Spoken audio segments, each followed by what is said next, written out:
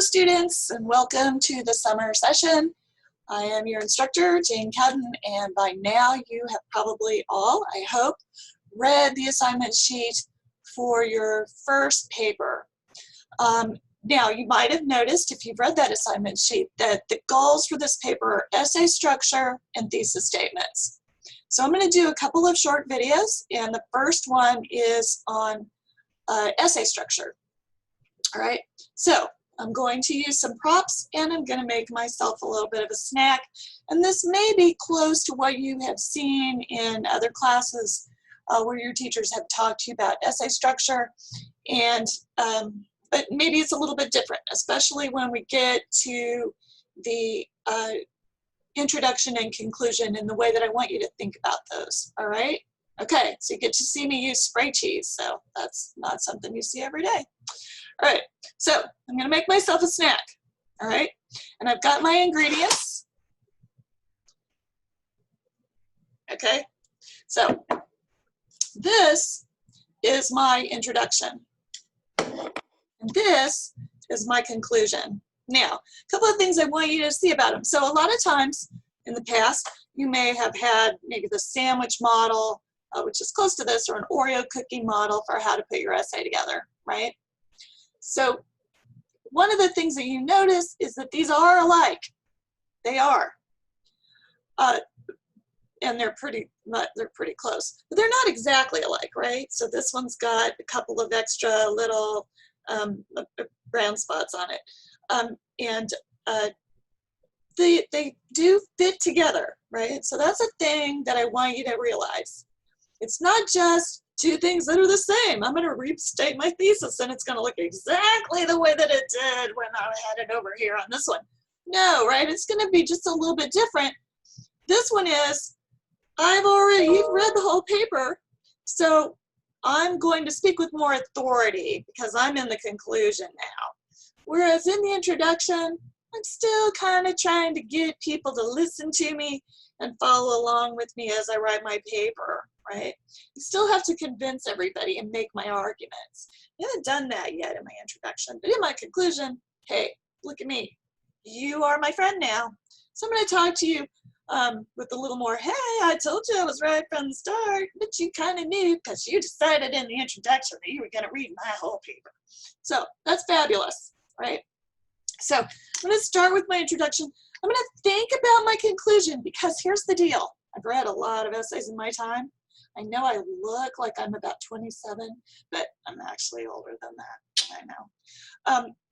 And one of the things I have noticed in all my years of reading compositions is that usually the introduction is pretty solid. But by the conclusion, especially if people have procrastinated, they kind of phone in the conclusion. This is a problem because it's the last part of the paper that I'm going to read right before I fill out the rubric and give them a grade. You probably want it to be pretty strong, okay? So I'm going to give you a little bit of advice that's going to make this simple for you. Start your introduction. You know, you've all been told an attention getter, right? All your lives. And lots of times you start out with a rhetorical question. Have you ever thought about what it means to be successful as a college student? Okay, yeah, I've heard that before. And that's cool when you're learning, right? As you're kind of getting into how to write an essay. It's cool to have that rhetorical question. But if you start reading professional essays, you're going to notice they don't do that. They don't do the rhetorical question because it's kind of amateurish, right? What they usually do is start with a story. That's called anecdotal evidence. It's a story or an example about what happened. And as you read the Morales example, the Morales article, you will find out that he has lots of examples in there that you might be able to start your paper with. And what that story at the beginning of your introduction is going to let you do, start off with something that's interesting to people and also give you a place to go in your conclusion, because you can start the story, tell almost all of it, and then tell the end of it in the conclusion, right? That works beautifully. The other thing that you can do, tell a story about you. How'd you get here? What are you worried about? Talk about your own experience. then tell me after you read the Morales article and you sort of think about your plans, what those plans are going to look like in your conclusion. Yeah, boop, fit together, right? Beautifully. All right, so I'm going to start that out. I'm going to start with a story. And I'm going to maybe have a little bit of background information, a little bit of summary maybe. But a lot of times just having that story is going to give me my background. Then I'm going to transition into your favorite part, the spray cheese, which is also the thesis, okay? So I'm going to put a thesis. You know where it goes? It goes, so you start out broad and you go to narrow in your introduction. The thesis is the last sentence of your introductory paragraph. So I'm going to put my thesis. Whoa, okay, well, this is going to go fine. Oh, look at that.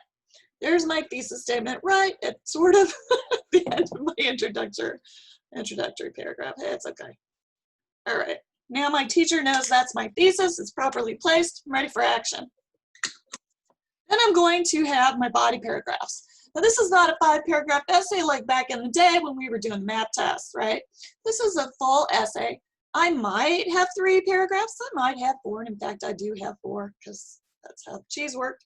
They all fit together also, right? They're like a puzzle, and that is good. So that means I will be going smoothly from one piece to the other using transitions. I'm not going to be a stickler on the transitions because this is your first paper, and I understand that we've got some work to do, right? So I'm looking at the broad strokes of the essay structure, but if you can transition, that would be fabulous. So if you already know that you use, say, repeated words at the end of one paragraph as you go into the next one, or you use one of those transition words like on the other hand, consequently, some of those transition words and phrases, that's fine too. And we'll talk about transitions as we get through the semester. All right, so main point, supporting details in my paragraph, some evidence. Hey man, my teacher gave me that Morales article. That is really helpful. She probably wants me to cite that in my paper. Yes, I do. So you're gonna, okay? So that's gonna be in here. And now I'm gonna put this paragraph here. Ooh man, this is a cheesy paper. Okay, so here I wrote that paragraph. That was easy. This paragraph, which fits beautifully with this. Oh, I got 3 paragraphs. And you know what? 4th paragraph, because I'm an overachiever, right? Actually, that's not true. 4 paragraphs is appropriate, but don't think about it as the number of paragraphs. Think about it as the number of points that you're going to make.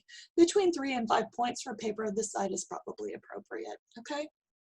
Morales, by the way, has 4 things that he says make a difference in college success. So that's probably what you want to go with, right? That's probably what I would go with. All right, now, here is, again, my conclusion, right? And actually, whoops, I got it backwards because remember, it only had a few brown spots on. All right, so here it is. Now, what do I have in it? Well, I'm going to continue that story, right? So these are my repeated things that were in the introduction because I want those to fit together. And then I'm going to maybe sort of back up, hey, remember I told you it was this and this and this, and you saw that that was true and accurate, right? I'm also going to put somewhere in here my thesis statement. Now, in the introduction, it needs to be the last sentence of that paragraph. But in the conclusion, doesn't really matter that much. You can go kind of anywhere you want. A lot of times people will put it at the beginning. It doesn't matter. As long as it's in there somewhere, it's cool, right? So here I go. I'm having fun with the spray cheese. Oh, look at this. So this is kind of pretty flowery there, right? Okay, now I'm gonna make myself, this is my snack. And actually, it's pretty early in the morning for my cheesy paper, so I don't know if I'll be eating this later. Anyway, I hope that you think about it as you put your essays together, right? So things I'm looking for, the introduction, the conclusion, body paragraphs, and for sure that thesis statement that is properly placed at the end of my introduction and then restated, but not, remember, it didn't look the same, right? It doesn't look the same as it does in the introduction. It's a little more neat, right? It's a little more experience behind it. in the conclusion. And I can kind of put it any place I want in the conclusion, right? So that is your quick lesson on essay structure. It was very cheesy. I hope you enjoyed it. And if not, I don't know what to tell you. Hope you learned something. I'll be having some more videos coming very quickly. I'm going to have one on thesis statements. It won't be as long. And then we'll do one on paragraphing. I will also be giving you, actually, it's already up. There's a video that I did not make that is on MLA that you need to look at. Now, I'm not going to grade you hard on the MLA, but I do want to see evidence that you tried your best to do good MLA. All right. All right. Take care. I look forward to seeing you throughout the course of the summer.